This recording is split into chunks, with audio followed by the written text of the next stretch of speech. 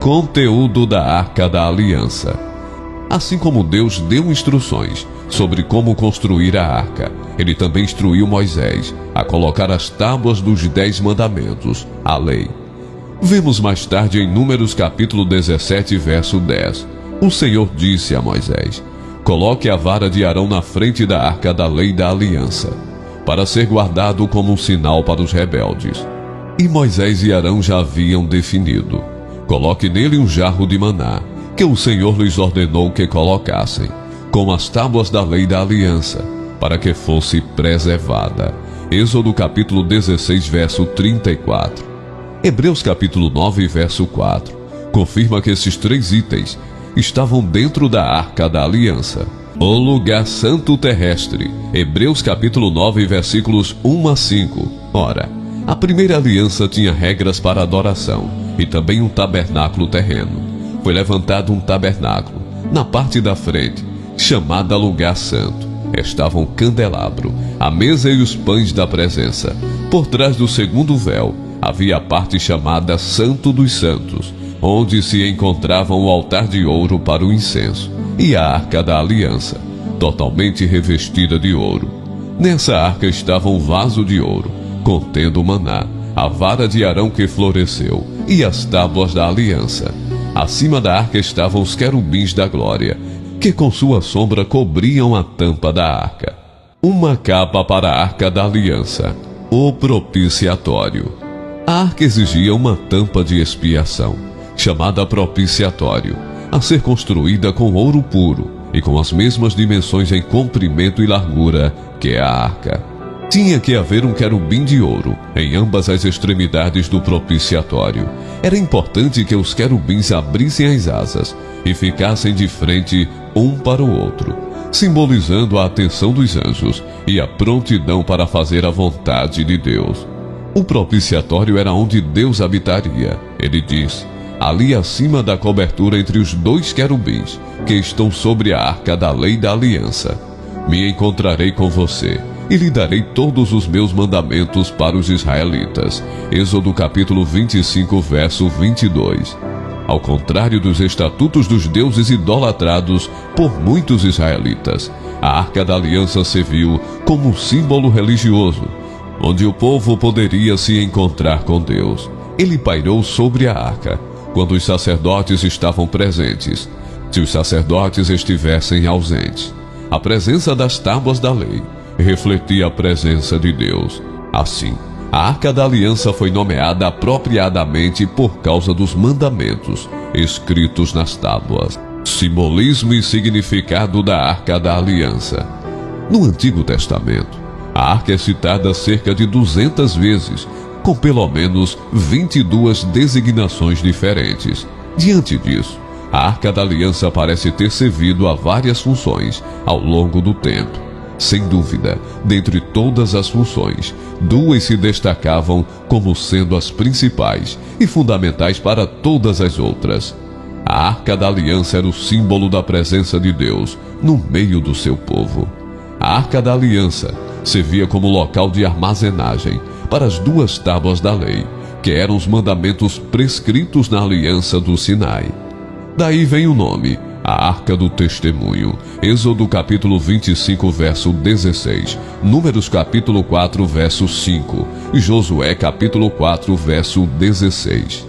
O maná e a vara de Arão. A presença do jarro de maná simbolizava a provisão constante de Deus para o seu povo. A vara de Arão estava morta, mas ainda brotava flores e foi colocada dentro da arca para simbolizar a aprovação de Deus para Arão como sumo sacerdote. O véu. A Arca da Aliança muitas vezes ficava dentro do tabernáculo, atrás de uma cortina ou véu.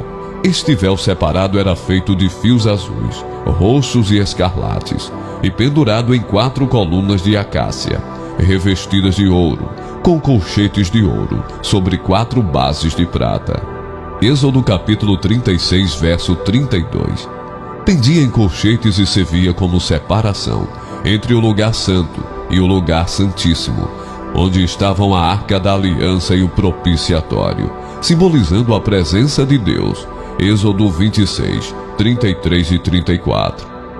Este véu também é significativo no Novo Testamento. Em Marcos capítulo 15, versos 37 e 38. Vemos no momento em que Jesus morreu na cruz. O véu do templo rasgou-se em dois, de alto a baixo.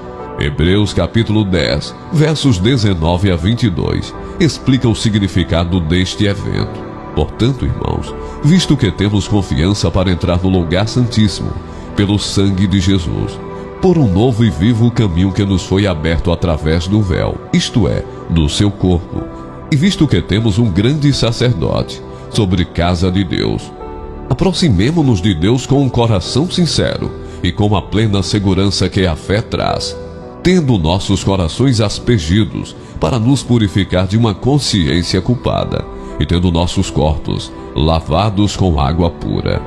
Antes os israelitas não podiam entrar no lugar santíssimo, onde estava a Arca da Aliança, a presença de Deus. Agora, todos os que creem em Cristo Jesus podem ter confiança para se aproximar de Deus.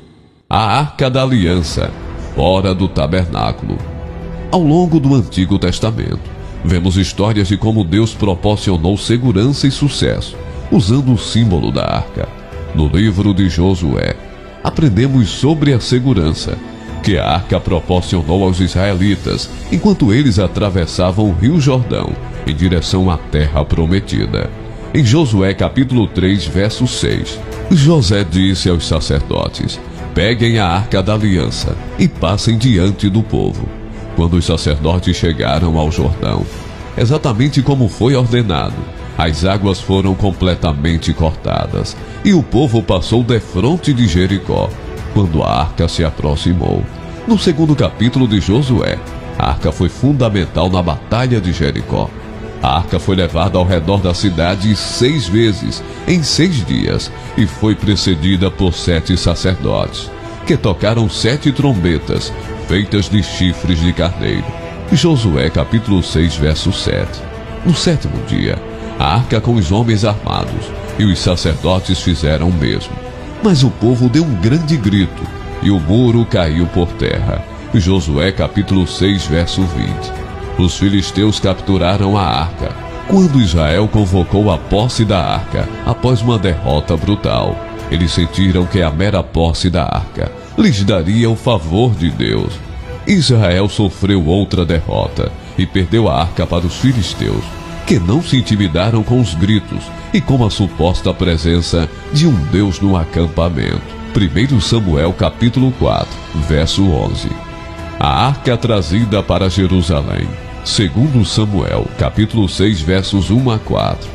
Davi reuniu novamente todos os homens escolhidos de Israel, 30.000.